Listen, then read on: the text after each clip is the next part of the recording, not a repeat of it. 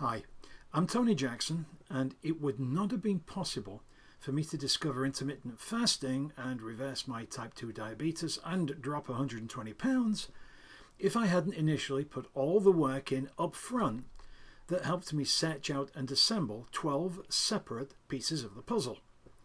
It took me over 200 hours of research to do that, but I'll show you some of the key puzzle pieces in this video. And it was what I learned from them that opened the door to the whole solution. The challenge, though, was that these pieces of the puzzle were not in a single place. It was like a scavenger hunt, and it took me all those hours to find them and piece them together because I didn't even know what to look for in the next piece until I'd already found and understood a previous one. Now, some of those puzzle pieces, they just kind of involved seeing what was already right in front of my eyes, but just seeing it through a very different lens. Other pieces of the puzzle, though, they were actually quite stunning. So let's hit a few of them now. Okay, pieces of the puzzle. Part one. What was not the problem, despite what the SSRBers all say? There is a class of people I call the SSRBers, which stands for the smug, self-righteous blamers, and you can thank my wife for making me tone it down to use the word blamers. These people are either the never fat, or they once gained 4 pounds and then they lost it, and they're now absolutely convinced they know everything there is to know about weight loss. They believe it's as easy as just eat less and move more because that's what they did to lose their life-changing 4 pounds. And you'll hear them say things like, it's just a simple matter of calories in minus calories out. And then based on their complete ignorance of how our metabolism actually works, and from a point of view of bulletproof self-righteous smugness, they conclude that anyone who is seriously obese or long-time obese is weak, greedy and lazy with no self-discipline. And they'll preempt any defense you offer with, oh, and don't give me that nonsense about its hormones. Now look, from a science perspective, their belief is complete garbage. We, the seriously obese, the long-time fat, we have actually broken our hormonal system, and when we do that, all the rules change. One consequence is that our brain sends "you're really hungry" signals basically 24 hours a day. Another consequence is that everyone's systems act as if we have a set body weight, but when we have broken our hormonal system, that set weight seems to get reset higher every time we gain weight. And then if we reduce calories, our bodies think they're helping us by defending that set weight. I mean, bodies literally do everything in their power to stop us losing weight and to make us regain that weight. They literally slow down our metabolism to protect us from losing weight. That's why that calories in minus calories out argument is nonsense. Our bodies change the calories out number to defend against any reduction in calories in. Our systems basically work to make us tired and cold and miserable when we're fighting this body set weight challenge, you know. Our bodies make us not just hungry, but urgently hungry. And even more frustrating, eating does not send the "you've eaten enough" signals that a healthy system sends. We still get the "you're starving" signals even when we've just eaten.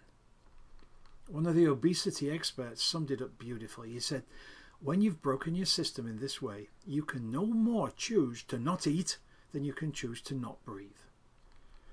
But you know, you don't have to turn to science to know that the SSRB's view is completely wrong. All you got to do is look at the celebrities. They've got egos the size of a continent. They're extremely vain. They've got every incentive to lose weight and keep it off. They have access to the best doctors and personal trainers and nutritionists and chefs. They can afford to have them available 24/7, and they still can't lose weight. And if they do, they can't keep it off. And their humiliation is huge. If it's bad for us regular folk, how do you think they feel being fat in front of millions of viewers who judge them and then shout their comments out over social networks? When all the paparazzi are trying to catch a photo of them bulging out of their clothes, and that photo of course goes on the front page of a magazine or it goes into a website. Different example, but look at those folks who put themselves through torture on reality shows to lose 100 pounds or more. Don't you think they have a great incentive to keep it off? Of course. Do they? No. Can they? No. They almost all gain it all back, and sometimes they gain more back. Are they weak? Heck no. Didn't you watch what they put themselves through in front of millions of TV viewers? Now, to be fair, we seriously fat, long-term obese people, we might have been weak in the beginning. We ate too much, we ate the wrong things, even if we didn't know it, or even if the authorities told us it was okay, which is another part of the problem.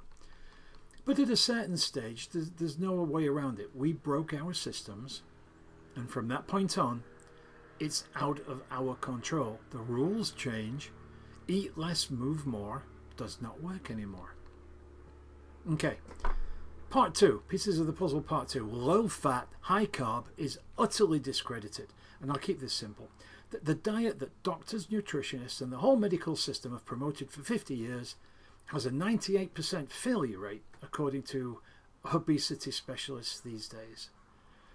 To the surprise of many doctors who are open-minded enough to dig into the topic, there isn't one shred of good science to suggest that diet has ever been good for us. And there's a lot of evidence that the science that seemed to support the diet is actually seriously flawed. In fact, the low-fat, high carb diet, it just might be one of the biggest hoaxes ever pulled on the population of the Western world.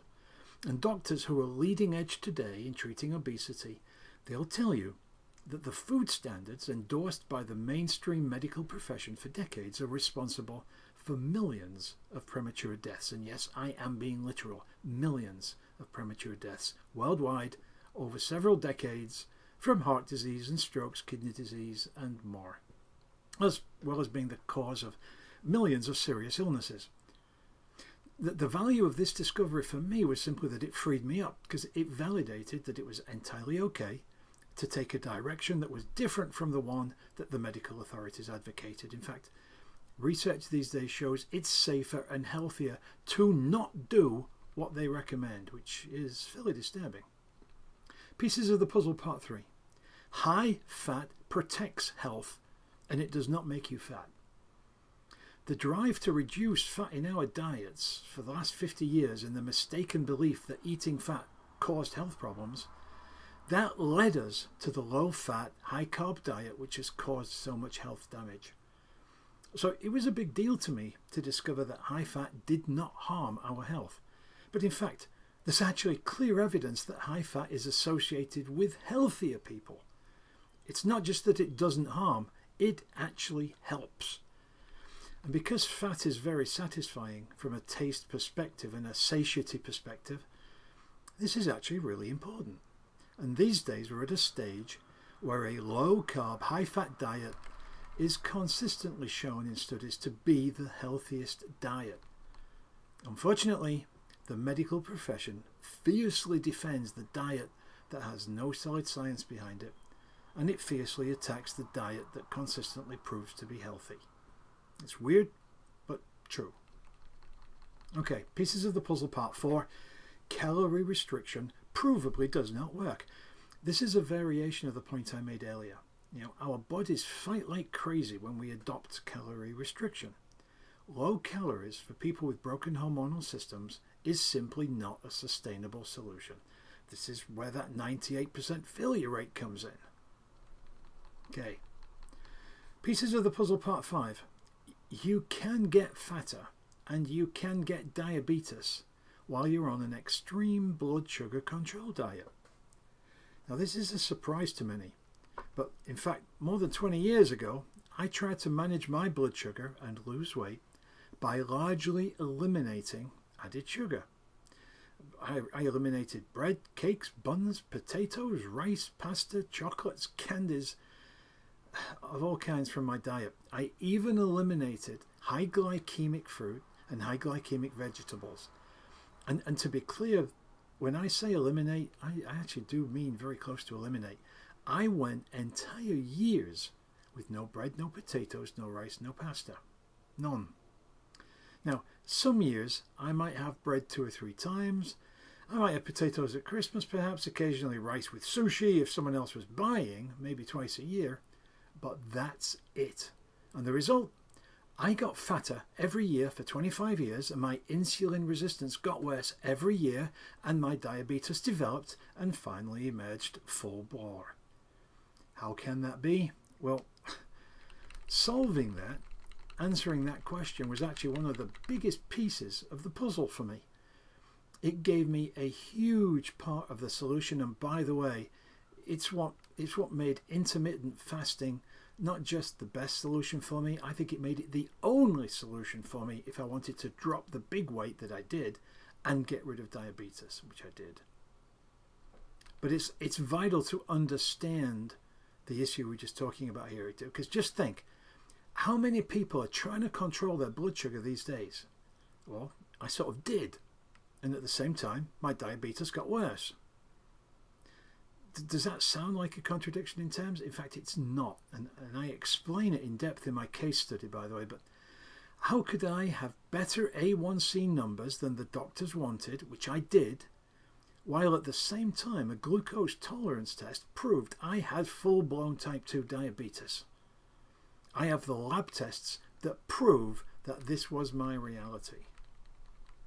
Okay. Pieces of the puzzle, part 6. Diabetic guidelines can place you in harm's way. This stunned me. The first stunner was that the numbers we're told to aim for might still place us in danger. They're too loose. To be safe, we have to do even better than the doctors tell us, which is a problem when many of us are struggling to even get close to what the doctors are telling us. The second stunner, though, was that the guidelines for nutrition and treatment set out by the diabetes authorities, they didn't just help our type 2 diabetes to get worse, they guaranteed it would get worse. That's scary. Pieces of the puzzle, part 7. Insulin is the key, once again pointing to why intermittent fasting is so powerful. Okay? In obesity, the emphasis always seems to be on calories, which it shouldn't be because calories are not the real core problem. In diabetes, the emphasis always seems to be on blood sugar, which it shouldn't be because the blood sugar is just a symptom of the real core problem. Sure, the blood sugar, though, is a life-threatening symptom, and getting it into the safe range is absolutely crucial. And the sooner the better. But you don't get it into the safe range long-term, by focusing on the symptom. You have to focus on the core problem that causes the symptom. If all you do is treat the symptom, you simply allow the core problem to get worse. And if you treat the symptoms the way the diabetes guidelines tell us to, you guarantee that the core problem will get worse. Now, that core problem is around the topic of insulin, and more specifically, it's insulin resistance. And yet almost no part of any conventional treatment for obesity or diabetes focuses on correcting insulin resistance. They don't know what to do, and what they do suggest simply doesn't work. But that's where I focused all my efforts. That's what my program was designed to attack. It was designed to eliminate insulin resistance. That was why I needed intermittent fasting. Okay, pieces of the puzzle, part 8. Insulin resistance and the body set weight. The idea that we have a body set weight plays a bigger part in some doctors' thinking than in others, I'll admit, but it seems clear that for very fat people, our body set weight gets reset upwards all the time, and it never gets reset downwards. To explain what I mean, look, if we gain weight and we reach that 250 pound mark, for example, trying to get back down to 200 pounds through dieting, it is doomed to failure. Remember, the body will fight us. But after we've then crept up to 265 pounds for a while, moving down to even 250 and staying there is equally doomed to failure. Our bodies will fight us. Every time we top out at a new highest weight, that new weight seems to become our new set weight, and the body resists us if we try to lose weight from it. Okay, pieces of the puzzle, part 9. Insulin resistance again, this time talking about carbs and sugar. Insulin, more specifically insulin resistance, as I say, it's the core problem.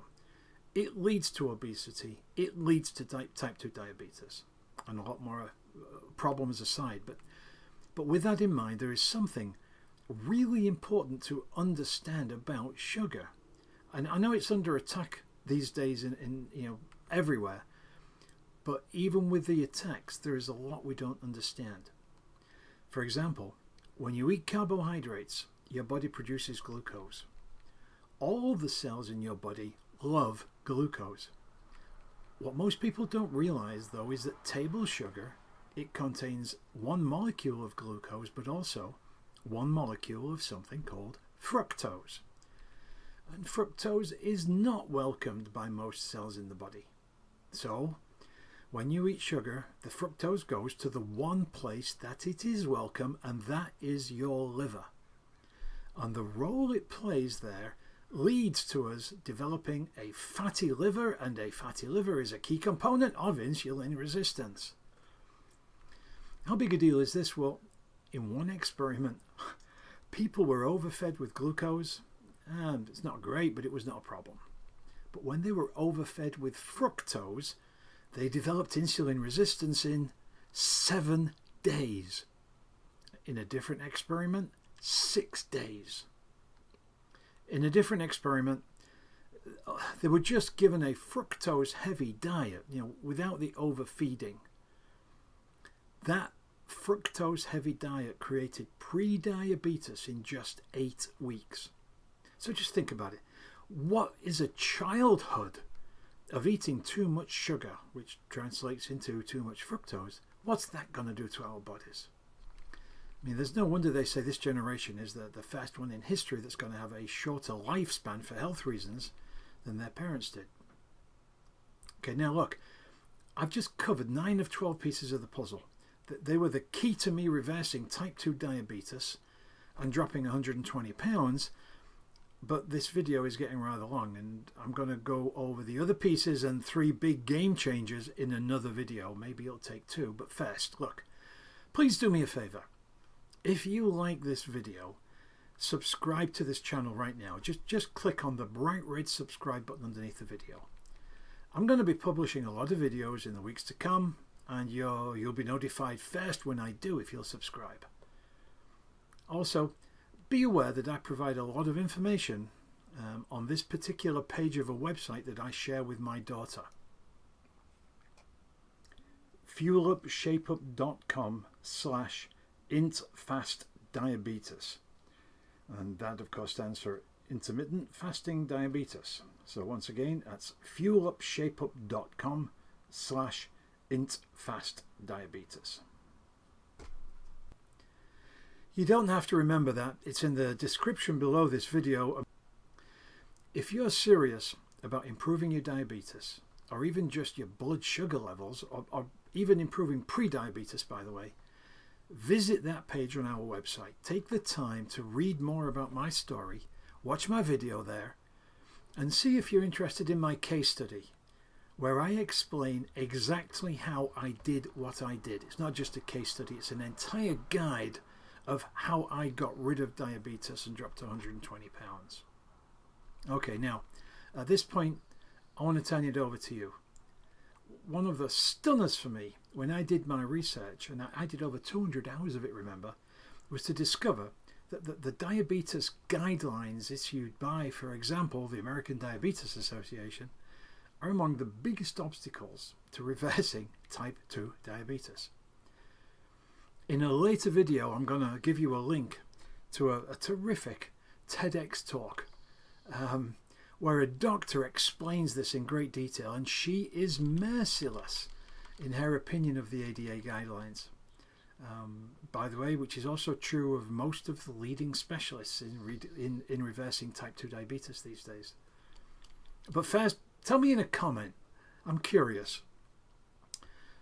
Out of those 9 key points, I want to know which is the most surprising to you, that the measurements touted as being safe, the blood sugar measurements touted as being safe, might not actually be safe, Or was it surprising that the guidelines from the medical authorities actually turn out to be guarantees that your type 2 diabetes will get worse?